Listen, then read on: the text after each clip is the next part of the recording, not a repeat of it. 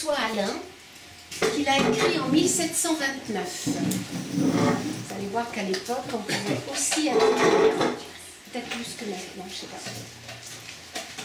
Dans ta vigne, Lisette, je voudrais vendanger. Je ferai la cueillette, sans rien endommager.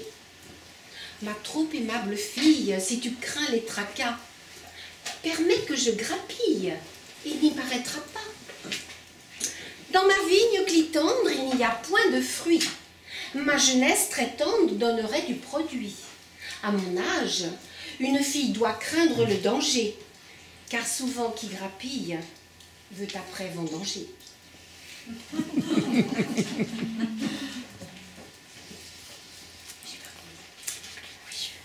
Bon équilibre entre une texture fraîche, citron, agrumes, et franche du chardonnay, et la matière pleine, légèrement grillée et vanillée, long, complexe, séducteur ou boisé, au boisé harmonieux, une référence.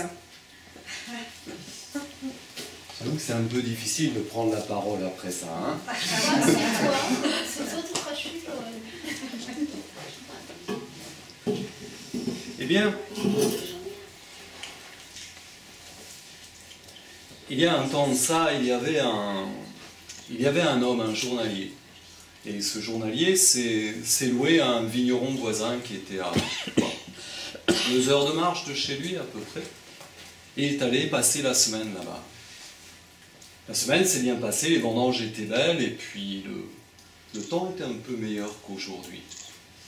Et le dernier jour, ils ont terminé le carré de vendange en milieu d'après-midi et chacun s'est attardé dans le chai. Ils ont échangé comme ça quelques paroles et bien entendu bu quelques verres.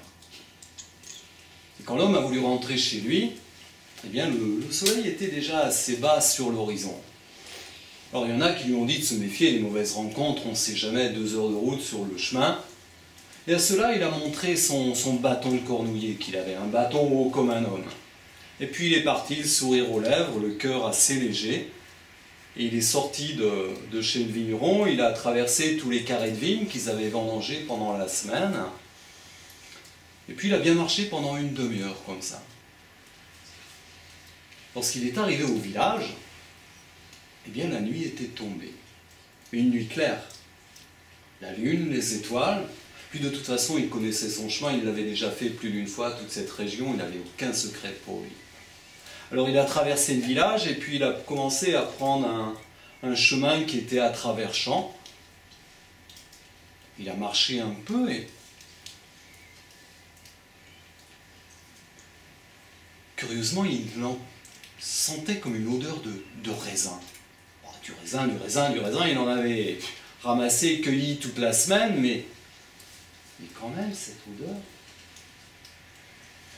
L'homme a continué de marcher, il est comme ça, sur le chemin à travers champs, il a marché, il est allé jusqu'au bois suivant, et il y avait toujours cette odeur de raisin.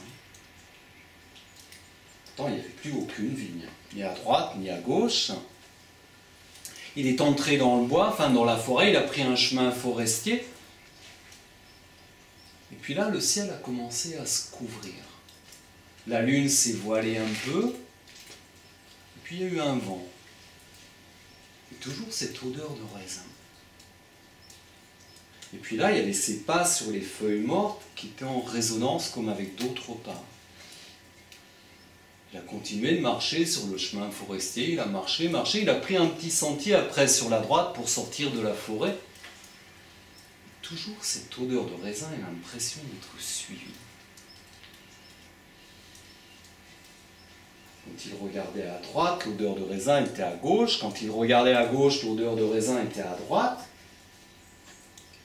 Et juste quand il est sorti du sentier, en revenant à la lumière, parce que la lune s'était un peu dévoilée, là il y a eu un espèce d'oiseau de proie qui lui est sauté au visage, qui est parti comme ça. Je ne sais pas lequel des deux a eu le plus peur, mais lui il a reculé. Et puis cette odeur de raisin, il a commencé à se faire peur. Il s'est souvenu des histoires de bonnes femmes. Vous savez, celle des racines des arbres qui vous prennent les pieds, la brume qui vous perd un homme en pleine nuit. Et puis des oiseaux de mauvais augure qui vous sautent au visage, qui vous crèvent les yeux. Bon, des histoires de bonnes femmes. L'homme a commencé à serrer son bâton, il s'est mis à chanter bien fort, et plus il chantait, plus la pluie tombait, une pluie froide et un vent, et toujours cette odeur de raisin qui était à côté de lui. Alors il a suivi la lisière de la forêt, il a pris le champ qui était un peu à droite, et là il est arrivé à un carrefour, et il suffisait, il avait quoi? Une bonne demi-heure de marche sur un chemin qu'il connaissait bien. Mais en prenant comme ça à travers champs, oh, il pouvait bien gagner un quart d'heure. Et c'est ce qu'il a fait. Et là, quand il s'est penché pour passer sous le quien, sous la barrière en bois, en même temps qu'il se penchait, il avait l'impression que quelqu'un épousait sa forme, qui se penchait en même temps que lui, et cette odeur de raisin qu'il avait juste dans le nez. Et là, quand il s'est redressé, il s'est mis à courir à travers champs, courir à travers la pluie, et je ne sais pas ce qu'il a fait. Mais il s'est pris les pieds les uns dans les autres dans l'herbe, il s'est ramassé, et étendu dans l'herbe mouillée, grelottant, il a pris sa veste, il l'a mis sur la tête, et il n'a plus bougé. Et là, devant lui, l'homme allongé dans ce champ, avec la pluie qui tombait, il y avait un silence. Et à un moment, il y a eu une main qui s'est posée. Enfin, ce qu'il pensait être une main qui s'est posée sur son épaule. Et puis il y a eu cette voix. Vous, je ne sais pas, mais moi, vu le temps qu'il fait, eh ben, je rentre chez moi. Et il a entendu quelqu'un qui partait en courant. Il a relevé sa veste. Il a retourné la tête